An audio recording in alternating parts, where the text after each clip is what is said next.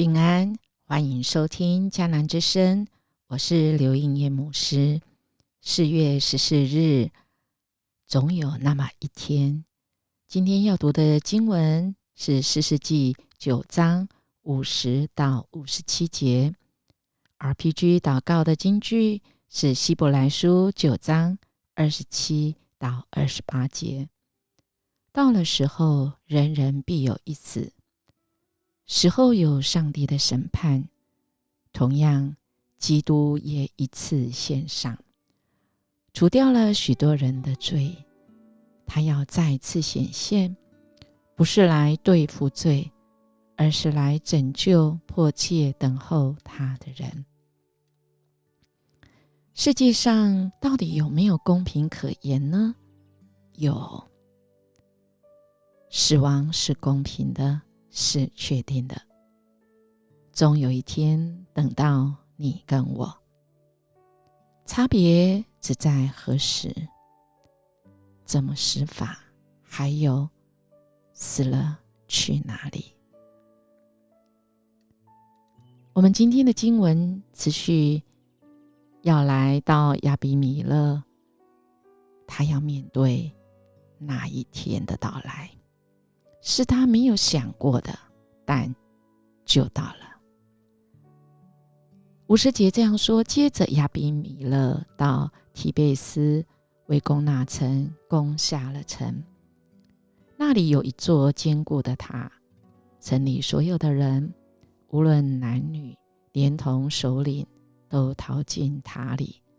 他们把门关好，跑到塔顶。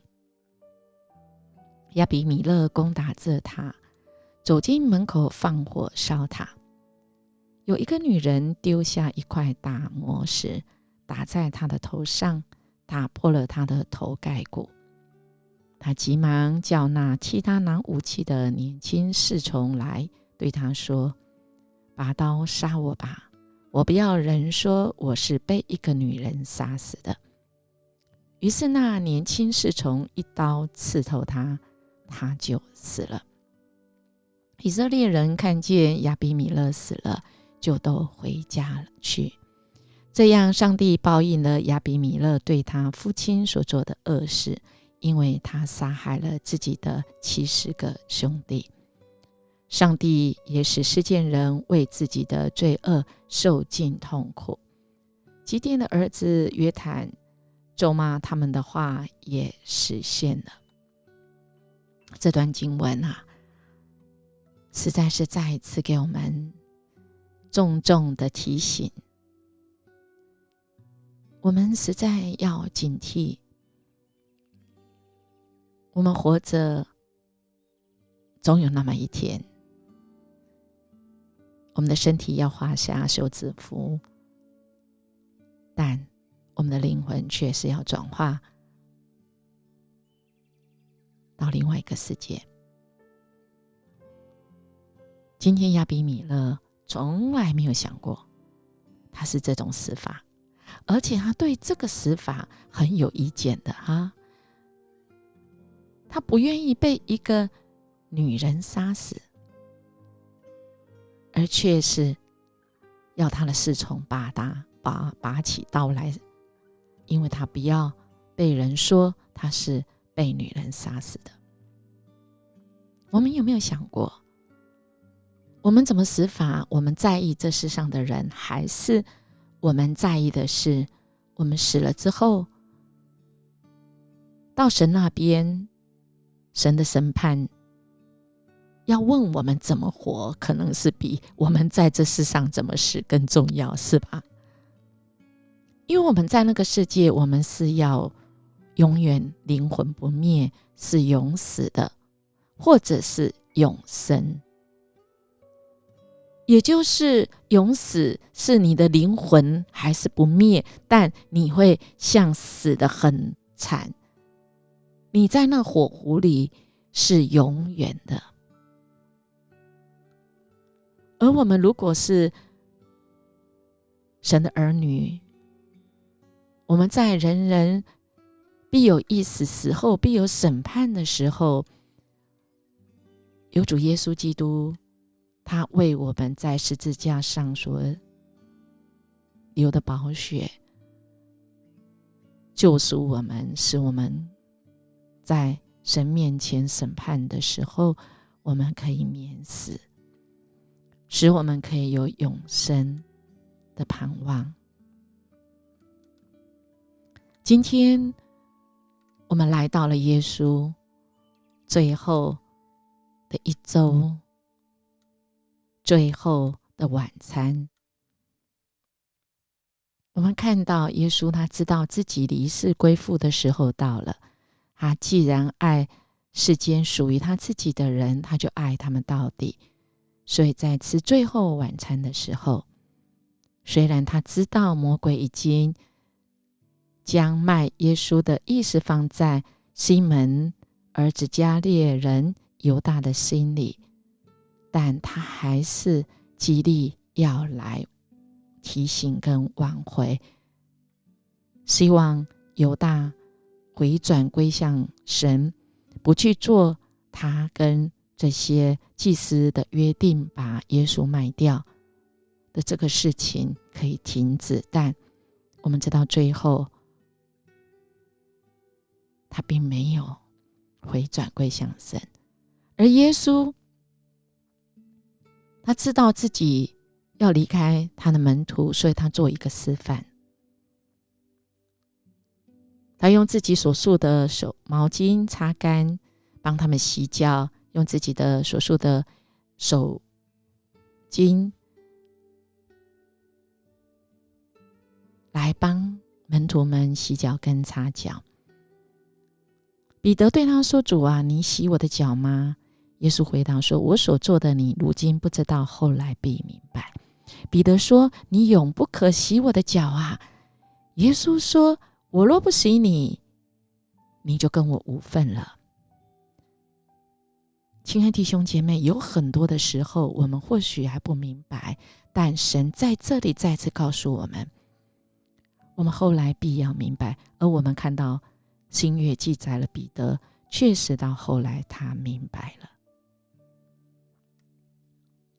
耶稣知道他是谁，他也展现了他是神的爱子，他爱这世上属于他的人，所以他显露出爱的完全的爱。而这个没有被预期的洗脚的这个行动里，耶稣是传达了神圣的爱本质的深奥。爱不只是耶稣所做的，而是耶稣本身就是爱。通常当我们思想爱一个人的时候，我们都是从他的行动跟行为来思考。我们常常会说，要做哪些爱的事情呢？要做怎么样的心意呀？而耶稣他本身，